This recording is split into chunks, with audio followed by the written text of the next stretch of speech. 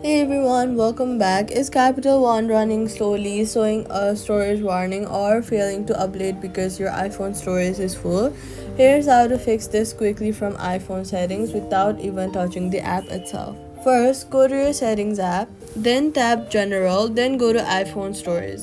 At the top, you'll see a colored bar showing used and free storage. If it's nearly full, Capital One cannot cache data, process updates, or run smoothly. Scroll down to the app list and look for the apps you haven't used recently. Tap on any one of them and tap Offload it. This removes the app but saves all its data, freeing up space immediately. Also, scroll back to the top of your iPhone storage and check if iPhone is offering recommendations like review large attachment, which lets you delete big files from messages. Do both and you can recover several gigabytes quickly. After freeing enough space, find Capital One app in the mobile storage Capital One mobile in the storage list and tap it, then tap Offload app. Then go to the App Store, search for Capital One and reinstall it completely fresh.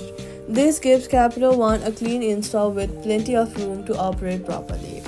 So all you gotta do is go to your settings, go to general, go to iPhone storage, offload unused app, clear large attachments, then offload and reinstall